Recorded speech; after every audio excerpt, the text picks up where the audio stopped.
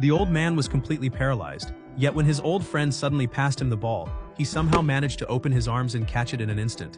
His granddaughter stood by, completely stunned. Even the old man himself looked up in disbelief, because standing before him were the friends he hadn't seen in 30 years. Without hesitation, the two men embraced tightly. One of the men noticed the granddaughter's reaction. It turned out that ever since Hans had been confined to a wheelchair, he hadn't smiled once. He also hadn't walked normally in years. The friends were heartbroken to learn this, but they didn't have time to dwell on it. They had a tournament at Rucker Park coming up. Drew immediately told the granddaughter to pack Hans's things. They were taking him with them to the game. The granddaughter was confused. She pulled Drew aside to talk privately. She explained that while she wanted her grandfather to go out and live a little, the doctors had warned them that Hans was still in treatment and couldn't leave the hospital. Drew still wanted to take Hans out, so they came up with a plan to get him out of the facility. The granddaughter didn't want her grandfather to stay unhappy in the hospital, so she agreed to join the plan.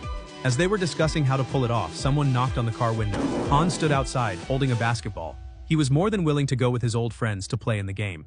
They helped Hans into the car and set off to find the next teammate. So far, their team included a blind man and a guy in a wheelchair. Jimmy started to regret forming this team, but Drew told him not to give up because the last player they were about to pick up was someone who could easily take on 5 opponents by himself. Strangely, as Drew got out of the car, his teammates called after him to be careful. Inside the gym, a large man was giving a serious speech to a group of kids. As soon as he noticed Drew walking in, he cut the session short and dismissed the children. Drew approached him to talk, but before he could say a word, the man punched him to the ground. Luckily, one of the teammates had followed out of concern, but the atmosphere between the two men was tense. Clearly, something bad had happened between them in the past.